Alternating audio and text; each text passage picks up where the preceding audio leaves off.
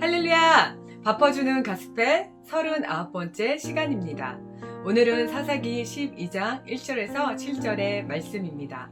오늘 나눌 본문은 동부 지역의 대표적인 사사 입다의 마지막 이야기입니다.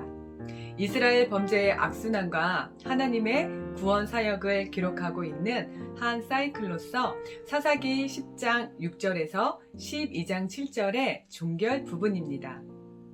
사사기 12장 1절에서 7절은 요단 동편 길르앗 사람들과 에브라임 지파 간에 발생한 내전과 사사 입다의 죽음에 대해서 기록하고 있습니다. 본문을 먼저 눈으로 읽어보도록 할게요.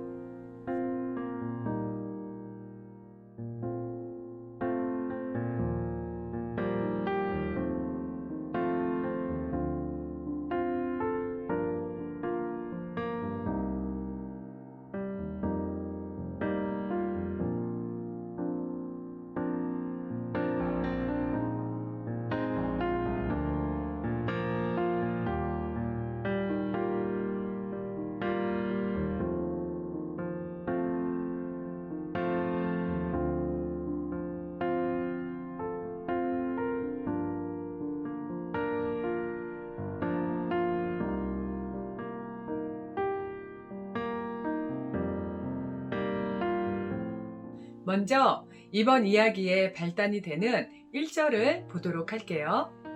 에브라임 사람들은 암몬 자손과 싸워 이긴 입다를 칭찬하기는커녕 암몬과 싸우러 갈 때 자신들을 부르지 않았다고 입다에게 무시무시한 복수를 선언합니다.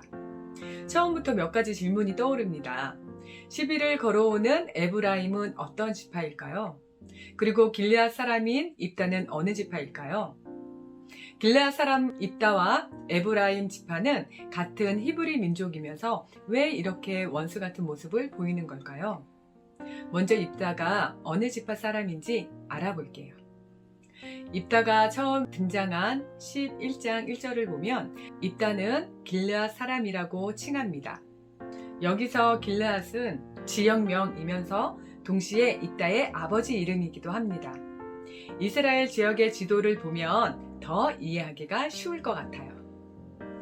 자, 그러면 성경을 이해하는데 도움을 얻기 위해서 이스라엘 지역을 찾아가 보겠습니다.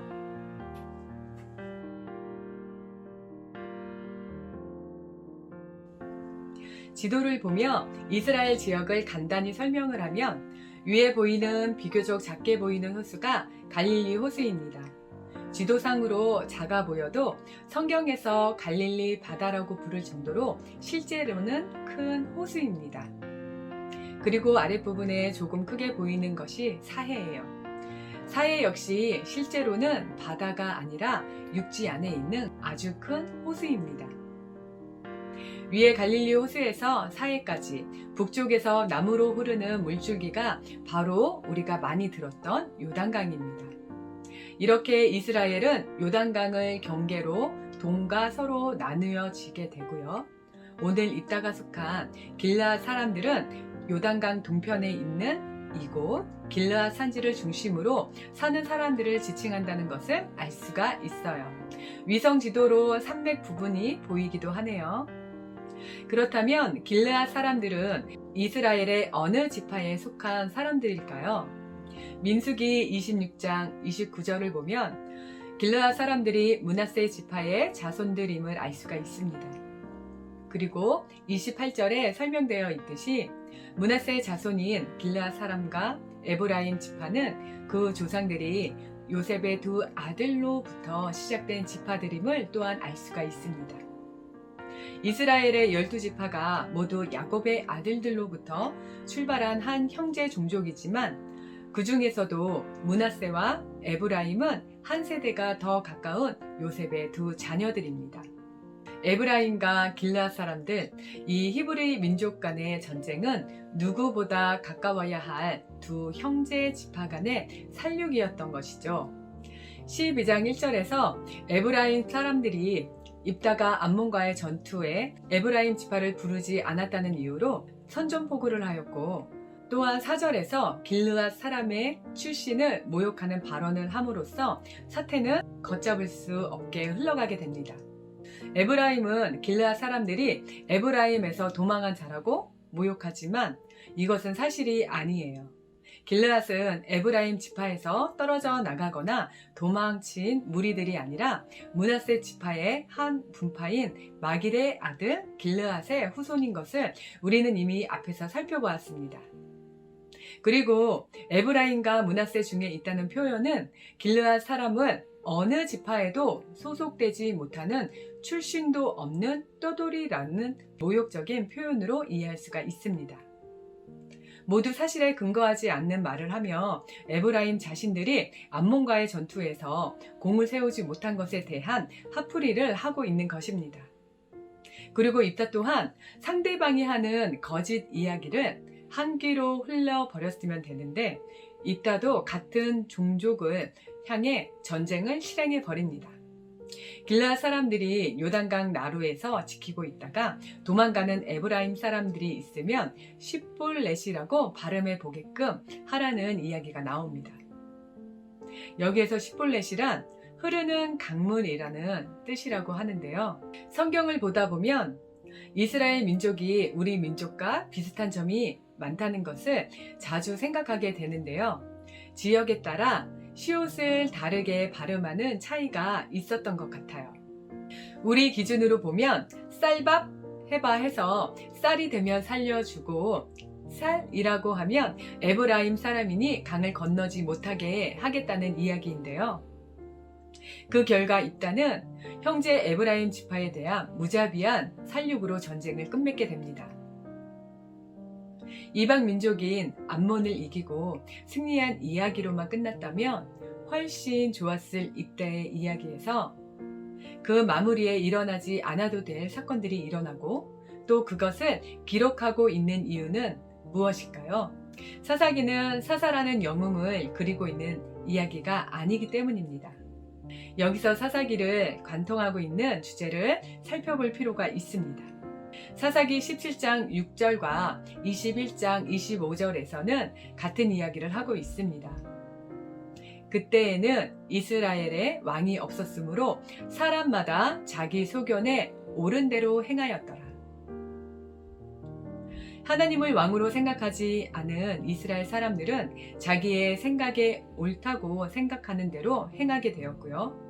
그 결과 이런 비극들임을 우리는 사사기를 통해서 알 수가 있습니다. 이 세상을 주관하시는 지혜와 진리이신 하나님을 삶 속에서 인정하지 않고 자기의 생각을 옳은 대로 살아가는 사사시대. 지금의 시대와 너무나 닮아 있다고 생각하지 않으신가요? 오늘 이따의 이야기는 형제 지파 간에 살육을 저지르게 된 이유가 무엇인지, 각자 소견에 옳은 대로 살아가는 시대가 어떤 비극을 낳았는지 우리에게 보여주고 있습니다. 므낫세와 에브라임 지파는 한 민족으로서 공동의 유익을 앞세우기보다 자기 소견만을 앞세우고 하나님의 영광을 생각하기보다 자기의 영예를 탐하다 보니 마침내는 모두 비참한 운명에 처하게 된 것입니다. 입다는 시비를 걸고 모욕을 주는 에브라임 지파를 보면서 참는 것이 매우 힘들었을 것이에요. 그러나 무엇이 중요한지를 한 번 더 생각했어야 했는데 입다와 길르앗이 싸운 대상은 다른 누구가 아닌 바로 그들의 형제요, 동족이며 한 분 하나님의 통치를 받는 한 백성이었다라는 것입니다. 이제 우리도 우리의 모습을 한번 되돌아보기를 바랍니다. 혹시 에브라임 사람들 같이 내가 속한 공동체에 아무런 희생도 하지 않으면서 존경과 지위만을 차지하려고 하지는 않았었나요? 교회에서나 직장에서나 나와는 상관없이 느껴지는 타인의 공을 깎아내리고 또 무시하지는 않았나요? 우리는 공동체 내에서 그 누구도 스스로를 특별한 존재로 생각하기보다는 공동체를 세우는 일에 관심과 배려를 아끼지 말아야 하겠습니다. 예수 그리스도 안에서 모든 장벽이 무너지고 하나 되어 오직 주님만이 높임 받으시기를 바라는 마음을 가지고 서로 사랑하며 협력하는 저희들 모두 되어지기를 소망합니다. 기도하겠습니다. 참으로 좋으신 하나님 너무나도 감사드립니다. 오늘 말씀을 통하여서 저희들의 모습을 또한 되돌아보기를 원합니다. 우리 서로를 위해서 또 서로를 배려하기보다는 우리 자신만을 위해서 살아가고 있지는 않았는지 다시 한번 생각해 봅니다. 교회 안에서 또 직장 안에서 하나님 저희보다 또 남을 또 타인을 위해서 배려하고 또 양보하는 저희들 모두 되어질 수 있도록 인도하여 주시고 무엇보다도 공동체 안에서 주 안에서 하나 되어서 하나님의 이름을 하나님의 영광을 더 높이는 삶을 살아가는 저희들 모두 되어질 수 있도록 인도하여 주시옵소서. 예수님의 이름으로 기도드립니다. 아멘. 할렐루야! 오늘도 멋진 하루 보내세요.